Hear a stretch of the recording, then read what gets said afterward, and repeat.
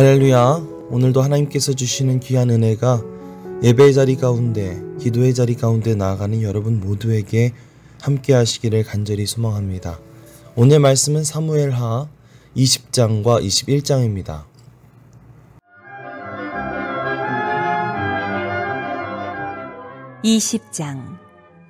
마침 거기에 불량배 하나가 있으니 그의 이름은 세바인데 베냐민 사람 비그리의 아들이었더라. 그가 나팔을 불며 이르되 우리는 다윗과 난을 분깃이 없으며 이새의 아들에게서 받을 유산이 우리에게 없도다. 이스라엘아, 각각 장막으로 돌아가라. 하매 이에 온 이스라엘 사람들이 다윗 따르기를 그치고 올라가 비그리의 아들 세바를 따르나 유다 사람들은 그들의 왕과 합하여 요단에서 예루살렘까지 따르니라.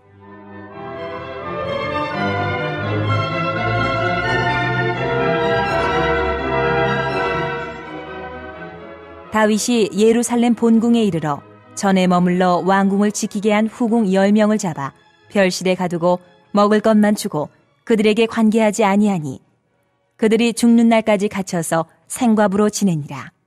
왕이 아마사에게 이르되 너는 나를 위하여 3일 내로 유다 사람을 큰 소리로 불러 모으고 너도 여기 있으라 하니라. 아마사가 유다 사람을 모으러 가더니 왕이 정한 기일에 지체된지라.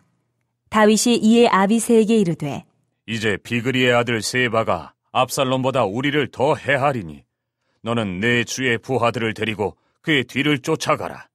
그가 견고한 성읍에 들어가 우리들을 피할까 염려하노라. 하매 요압을 따르는 자들과 그렛 사람들과 블렛 사람들과 모든 용사들이 다 아비새를 따라 비그리의 아들 세바를 뒤쫓으려고 예루살렘에서 나와 기브온 큰 바위 곁에 이르매 아마사가 맞으러 오니 그때에 요압이 군복을 입고 띠를 띠고 칼집에 꽂은 칼을 허리에 맸는데 그가 나아갈 때에 칼이 빠져 떨어졌더라.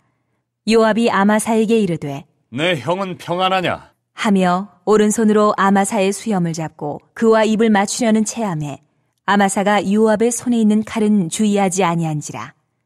요압이 칼로 그의 배를 찌르매 그의 창자가 땅에 쏟아지니 그를 다시 치지 아니하여도 죽으니라. 요압과 그의 동생 아비새가 비그리의 아들 세바를 뒤쫓을세 요압의 청년 중 하나가 아마사 곁에 서서 이르되 요압을 좋아하는 자가 누구이며 요압을 따라 다윗을 위하는 자는 누구냐? 하니 아마사가 길 가운데 피 속에 놓여 있는지라. 그 청년이 모든 백성이 서 있는 것을 보고 아마사를 큰 길에서부터 밭으로 옮겼으나 거기에 이르는 자도 다 멈추어 서는 것을 보고 옷을 그 위에 덮으니라. 아마사를 큰 길에서 옮겨가매 사람들이 다 요압을 따라 비그리의 아들 세바를 뒤쫓아가니라.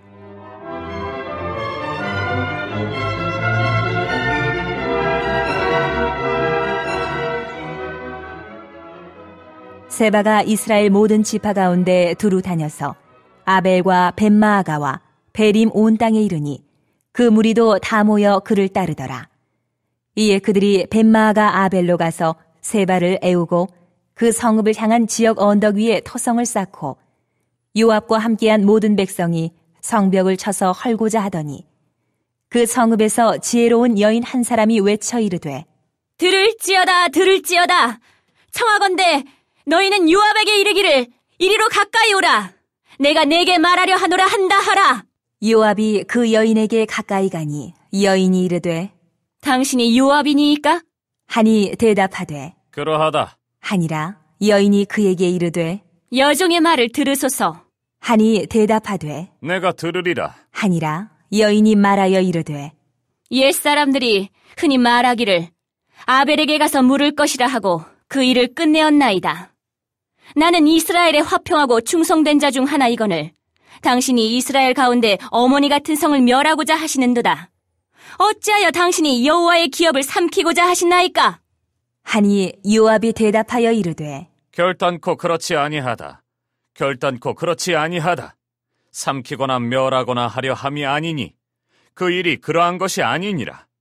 에브라임 산지 사람 비그리의 아들 그의 이름을 세바라 하는 자가 손을 들어 왕 다윗을 대적하였나니 너희가 그만 내주면 내가 이 성벽에서 떠나가리라 하니라.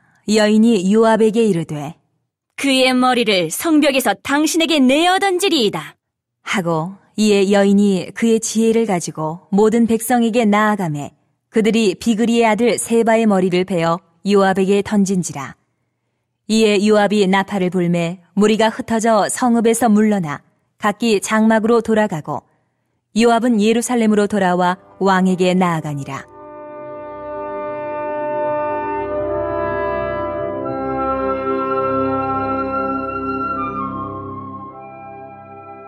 요압은 이스라엘 온 군대의 지휘관이 되고 여호야다의 아들 브나야는 그렛 사람과 블렛 사람의 지휘관이 되고 아도람은 감역관이 되고 아힐룻의 아들 여호사밧은 사관이 되고 스와는 서기관이 되고 사독과 아비아달은 제사장이 되고 야일 사람 이라는 다윗의 대신이 되니라.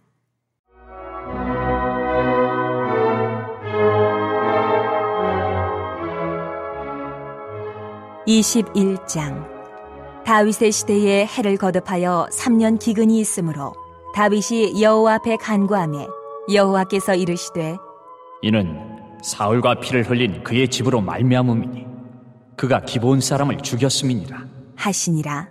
기브온 사람은 이스라엘 족속이 아니요 그들은 아모리 사람 중에서 남은 자라. 이스라엘 족속들이 전에 그들에게 맹세하였거늘 사울이 이스라엘과 유다 족속을 위하여 열심히 있으므로 그들을 죽이고자 하였더라. 이에 왕이 기브온 사람을 불러 그들에게 물으니라. 다윗이 그들에게 묻되 내가 너희를 위하여 어떻게 하랴?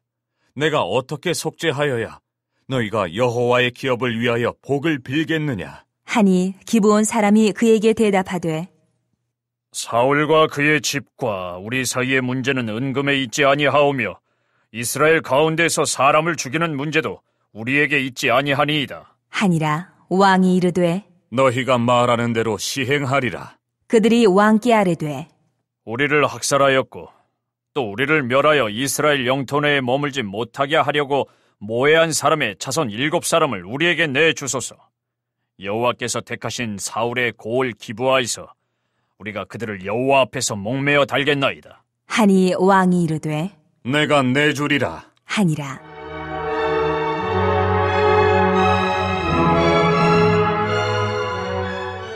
그러나 다윗과 사울의 아들 요나단 사이에 서로 여호와를 두고 맹세한 것이 있으므로 왕이 사울의 손자 요나단의 아들 무비보셋은 아끼고 왕이 이에 아야의 딸 리스바에게서 난 자 곧 사울의 두 아들 알모니와 무비보셋과 사울의 딸 메랍에게서 난 자 곧 무홀라 사람 바르실레의 아들 아드리엘의 5 아들을 붙잡아 그들을 기브온 사람의 손에 넘기니 기브온 사람이 그들을 산 위에서 여호와 앞에 목매어 달매 그들 7사람이 동시에 죽으니 죽은 때는 곡식 빼는 첫날 곧 보리를 베기 시작하는 때더라.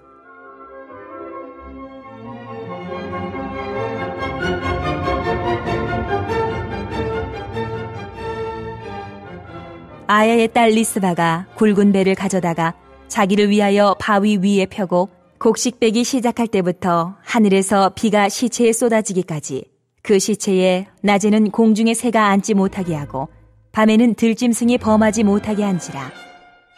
이에 아야의 딸 사울의 첩 리스바가 행한 일이 다윗에게 알려지매 다윗이 가서 사울의 뼈와 그의 아들 요나단의 뼈를 길르앗 야베스 사람에게서 가져가니 이는 전에 블레셋 사람들이 사울을 길보아에서 죽여 블레셋 사람들이 벳산 거리에 매단 것을 그들이 가만히 가져온 것이라.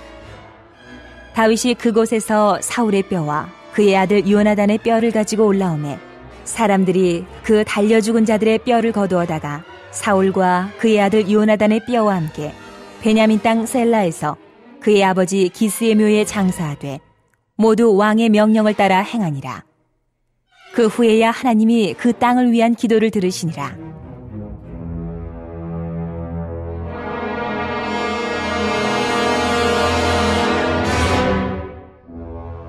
블레셋 사람이 다시 이스라엘을 치거늘 다윗이 그의 부하들과 함께 내려가서 블레셋 사람과 싸우더니 다윗이 피곤하매 거인족의 아들 중에 무게가 300세겔 되는 노창을 들고 3칼을 찬 이스비 분업이 다윗을 죽이려 하므로 스루야의 아들 아비새가 다윗을 도와 그 블레셋 사람들을 쳐 죽이니 그때에 다윗의 추종자들이 그에게 맹세하여 이르되 왕은 다시 우리와 함께 전장에 나가지 마옵소서. 이스라엘의 등불이 꺼지지 말게 하옵소서. 하니라. 그 후에 다시 블레셋 사람과 곱에서 전쟁할 때에 후사 사람 시프게는 거인족의 아들 중에 삽을 쳐 죽였고, 또다시 블레셋 사람과 곱에서 전쟁할 때에 베들레헴 사람 야레오르김의 아들 엘하나는 가드 골리앗의 아우 라흐미를 죽였는데 그 자의 창자루는 배틀채 같았더라. 또 가드에서 전쟁할 때에 그곳에 키가 큰 자 하나는 손가락과 발가락이 각기 6개씩 모두 24개가 있는데 그도 거인족의 소생이라. 그가 이스라엘 사람을 능욕함으로 다윗의 형 삼마의 아들 요나단이 그를 죽이니라.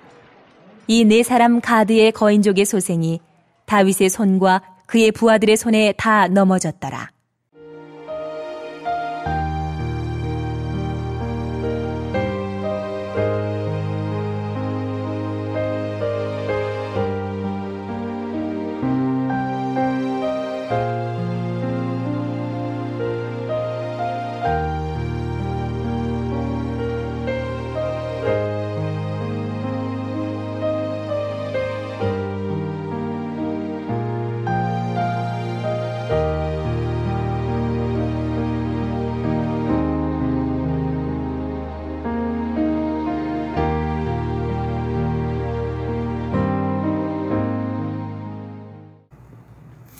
반역을 저지르고 왕이 되려 하였던 압살롬의 죽음으로 다윗은 다시 예루살렘으로 돌아올 수 있었습니다.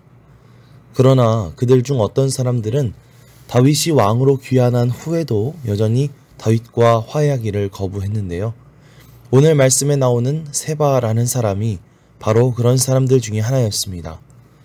세바는 베냐민 지파에 속한 사람으로서 성경은 그를 불량배라고 표현합니다. 다윗이 예루살렘으로 돌아오자 세바는 나팔을 불면서 외치기 시작했습니다. 1절에서 2절입니다. 마침 거기에 불량배 하나가 있으니 그의 이름은 세바인데 베냐민 사람 비그리의 아들이었더라. 그가 나팔을 불며 이르되 우리는 다윗과 나눌 분깃이 없으며 이새의 아들에게서 받을 유산이 우리에게 없도다. 이스라엘아 각각 장막으로 돌아가라 하매 이에 온 이스라엘 사람들이 다윗 따르기를 그치고 올라가 비그리의 아들 세바를 따르나 유다 사람들은 그들의 왕과 합하여 요단에서 예루살렘까지 따르니라. 유다 지파의 반감을 가지고 있었던 이스라엘 백성들은 세바의 말을 듣고 다윗에게 대항하기 시작합니다. 압살롬의 반역 사건이 있은 지 얼마 되지도 않아 또다시 다윗은 세바의 반역 사건으로 인해 어려움을 겪게 된 것이죠. 저는 다윗의 시대가 이스라엘 역사에 있어서 가장 큰 전성기라고 생각했었습니다. 또 성경은 다윗을 하나님께서 기뻐하시는 가장 이상적인 왕으로 제시하죠. 하지만 그럼에도 불구하고 다윗의 왕으로서의 삶은 그리 평탄하지만은 않았습니다. 이렇게 계속되는 반역 사건을 마주해야만 했고 나라가 분열되어 내전을 벌이는 일도 계속되었다는 사실을 알 수가 있습니다. 어쩌면 우리의 인생이라는 것도 마찬가지인 것 같아요. 예수님을 믿고 따르는 삶을 살면서도 그 안에는 여전히 끊임없는 영적인 싸움이 있습니다. 만나게 되는 삶의 어려움들이 있습니다. 예수님도 공생의 기간에 예수님을 끊임없이 공격하는 적들을 상대하셔야만 했죠. 그러나 우리가 아는 것은 우리에게 이러한 어려움들이 있을 수는 있지만 하나님이 우리와 함께 하실 때에 결국 그 싸움에서 승리할 수 있도록 도와주신다는 사실입니다. 오늘도 우리가 살아가면서 만나는 크고 작은 어려움들, 문제들, 또 영적인 위기들을 잘 이겨낼 수 있게 해달라고 기도하며 나아가는 저와 여러분들이 되시기를 축원합니다. 4절 말씀을 보면 다윗은 군 지휘관이었던 아마사에게 3일 내로 유다 사람들을 불러 모으라고 말합니다. 하지만 그 일이 지체되어 아마사는 3일이 지나도록 군대를 다 모으지 못했습니다. 그러자 이번에 다윗은 요압의 동생인 아비새를 불러서 그의 형 요압의 군대를 모아 세바를 쫓으라고 명령했습니다. 세바가 군사를 다 정비하기 전에 공격해서 전세를 역전하려고 했던 것이죠. 아비새가 세바를 추격하는 동안 그제서야 군사들을 모아 돌아온 아마사는 기브온 큰 바위 곁에서 요압의 군대와 만나게 됩니다. 요압은 아마사를 보고 친근감을 표시하기 위해 다가갔습니다. 하지만 요압은 아마사의 수염을 잡고는 입맞춤하는 척하면서 왼손에 숨겨두었던 칼로 아마사의 배를 찔러 죽였습니다. 아마도 요압은 군사령관의 자리를 아마사가 차지하게 된 것에 대한 원한을 품고 그런 일을 저지른 것이 아닐까 그렇게 생각이 됩니다. 자, 문제는 아마사가 거느리고 있던 군사들이었죠. 갑자기 자신의 대장인 아마사가 죽게 되니까 당연히 혼란에 빠졌을 것입니다. 그때 한 요압의 군사가 아마사의 시체를 보면서 이렇게 외치기 시작했습니다. 11절에서 12절입니다. 요압의 청년 중 하나가 아마사 곁에 서서 이르되 요압을 좋아하는 자가 누구이며 요압을 따라 다윗을 위하는 자는 누구냐 하니 아마사가 길 가운데 피 속에 놓여 있는지라.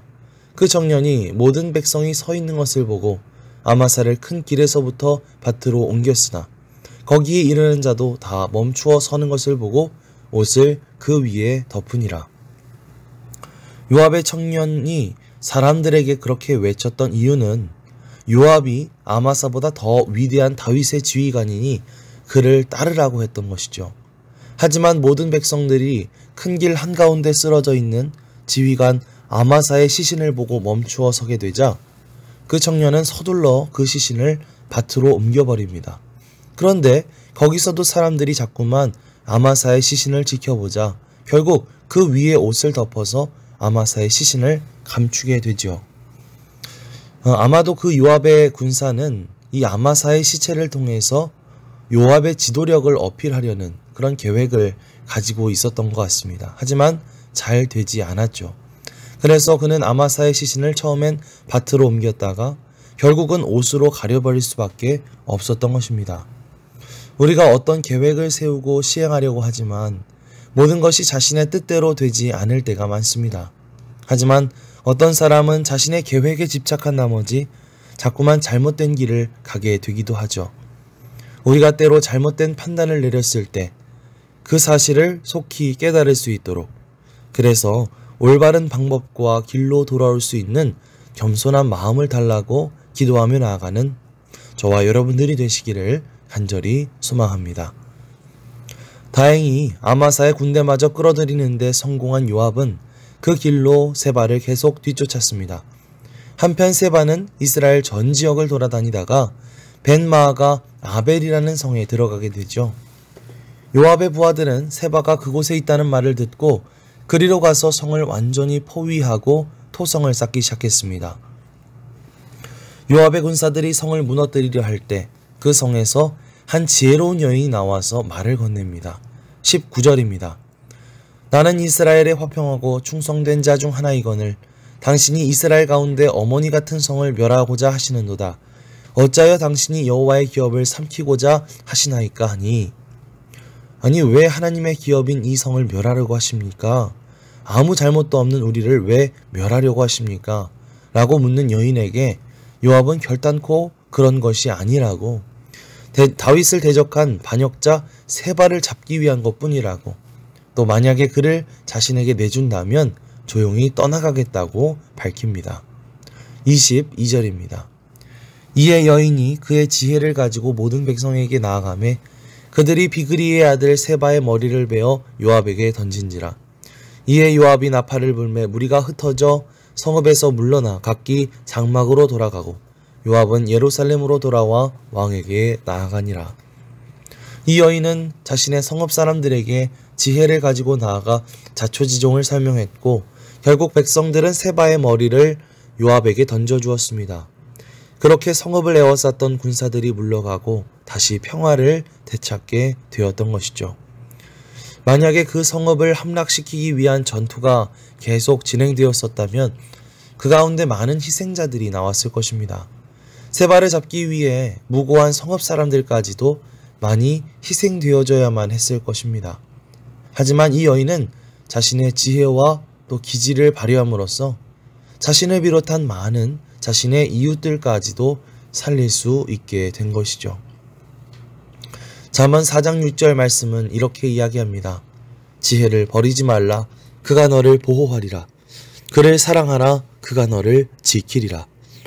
오늘도 모든 일을 행함에 있어 성령님이 주시는 지혜를 구하며 나아가시기 바랍니다. 그 지혜를 통해 내 가족과 이웃과 일터를 지키고 살리고 또 평화를 만들어 나가게 되는 그런 저와 여러분들이 되시기를 간절히 축원합니다. 그렇게 세바의 반역까지 진압됨으로써 다윗에게는 이제 평화가 찾아온 듯 보였는데요. 하지만 21장 말씀을 넘어가 보면 또다시 이스라엘에게 위기가 찾아오게 되는데 이번에는 3년이나 계속되는 기근이었습니다. 21장 1절입니다. 다윗의 시대에 해를 거듭하여 3년 기근이 있으므로 다윗이 여호와 앞에 간구하매 여호와께서 이르시되 이는 사울과 피를 흘린 그의 집으로 말미암음이니 그가 기브온 사람을 죽였음이니라 하시니라. 하나님은 기근의 원인이 바로 사울이 과거에 기브온 사람들에게 행했던 악행 때문이라고 말씀하십니다. 기브온 사람들은 당시 이스라엘 가문이 아닌 아모리족 속에 속해 있었는데 여호수아 시대의 이스라엘은 기브온 사람들이 그들과 함께 살 수 있도록 허락해 주었고 그때부터 함께 해왔습니다. 그런데 사울이 그 약속을 어기고 이 사람들을 무참히 학살했던 것이죠. 하나님은 기브온과 오래전에 맺은 약속을 깨어버린 그 죄를 결국 이스라엘 백성들에게 돌려 그들이 기근에 시달리게 된 것입니다. 다윗이 기브온 사람들에게 어찌하면 좋을지 묻자 그들은 다음과 같이 말합니다. 5절에서 6절입니다. 그들이 왕께 아뢰되 우리를 학살하였고 또 우리를 멸하여 이스라엘 영토 내에 머물지 못하게 하려고 모해한 사람의 자손 7사람을 우리에게 내주소서. 여호와께서 택하신 사울의 고을 기브아에서 우리가 그들을 여호와 앞에서 목매어 달겠나이다 하니 왕이 이르되 내가 내주리라 하니라. 기브온 사람들은 자신을 학살하고 모해한 사람 즉 사울의 자손 7사람을 내달라고 말합니다. 사울이 자신들에게 했던 것과 같이 자신들도 그들을 죽여 그 원한을 풀겠다고 말하는 것이죠. 다윗은 그렇게 할 수밖에 없었습니다. 그리고 그런 문제들이 모두 해결되고 나서 14절 말씀을 보시면 그때야 비로소 하나님이 그 땅을 위한 기도를 들으시니라 라고 말씀하고 있습니다. 이렇게 하나님 앞에 했던 약속을 어기고 만행을 저질렀던 사울의 죄는 결국 그의 백성들인 이스라엘 백성들에게 큰 피해를 주고 결국 그 자녀들까지도 죽음으로 내몰고 말았습니다. 그 죄는 비록 과거에 저질렀던 죄였지만 그 죄의 영향력은 여전히 남아 그 땅과 자손들을 죽음으로 내몰고 갔던 것이죠. 따라서 우리는 우리가 무슨 일을 하기 전에 먼저 우리에게 악한 영향력을 미치고 있는 죄의 문제가 없는지 돌아보아야 할 줄 믿습니다. 하나님의 약속을 기억하고 지키는 일, 또 하나님과 우리 사이를 가로막는 죄의 문제를 해결하는 일, 이 일들을 우리의 삶의 우선순위로 삼고 이 기도의 시간을 통해 우리의 죄악을 먼저 하나님 앞에 아뢰며 나아가는 저와 여러분들 되시기를 주님의 이름으로 축원합니다. 마지막으로 15절 이하 말씀에서는 블레셋과 또다시 벌어진 전쟁에 대한 이야기가 나오고 있죠. 특히 여기에서는 엄청난 전투력을 가진 거인들이 4명이나 등장합니다. 예전에 그 다윗이 처음에 상대했던 골리앗 그 한 명만으로도 이스라엘 전체가 벌벌 떨었었는데 그런 거인들이 4명이나 나왔던 것이죠. 하지만 하나님의 도우심으로 다윗과 그의 부하들은 그 거인들을 모두 물리칠 수 있게 됩니다. 22절입니다. 이 4사람 가드의 거인족의 소생이 다윗의 손과 그의 부하들의 손에 다 넘어졌더라. 다윗은 17이라는 어린 나이에 하나님을 의지하여 골리앗을 무찔렀죠. 그때에 비해 다윗은 지금 나이가 많이 들어 어느덧 중년이 되었습니다. 그러나 여전히 하나님이 다윗과 함께 하셨기 때문에 이제는 블레셋 군대의 거인들이 4명이나 있었음에도 불구하고 그들은 넉넉히 이길 수 있었던 것이죠. 우리 인생에 거인과 같은 커다란 문제들이 닥쳐온다 하더라도 우리가 하나님 앞에 기도하며 영적으로 더욱 강해지고 단련되어진다면 우리는 그 문제들을 넉넉히 이겨낼 수 있을 줄 믿습니다. 오늘도 이 기도의 시간을 통해 그 영적인 싸움에서 넉넉히 승리하는 저와 여러분들이 되시기를 간절히 소망합니다. 아멘. 합심기도 제목을 읽어드리겠습니다. 하나님, 다윗의 인생에 여러 위기와 어려움이 있었지만 하나님을 의지하여 이겨낸 것과 같이 우리도 기도하며 하나님을 의지함으로 그 어려움과 문제들을 넉넉히 이겨내게 하옵소서. 예수님이 구세주이신 것을 내가 믿고 그것을 전하게 하소서.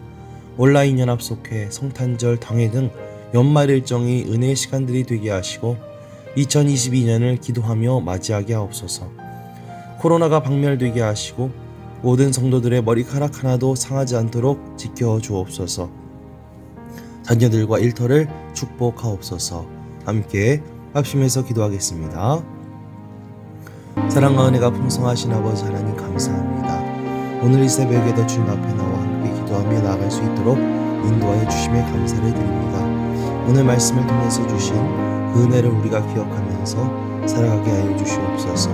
다윗의 인생 가운데 여러 가지 위기와 어려움들이 있었음에도 불구하고 하나님을 의지하며 그 모든 것들을 이겨냈던 것과 같이 우리도 기도하면서 하나님을 의지함으로 그 모든 어려움과 문제들을 넉넉히 이겨낼 수 있도록 주여 우리를 인도하여 주시옵소서. 주님께서 우리와 함께 하신다면 이 모든 것은 능히 감당할 수 있을 줄 믿습니다. 주여 우리를 붙들어 주시옵소서.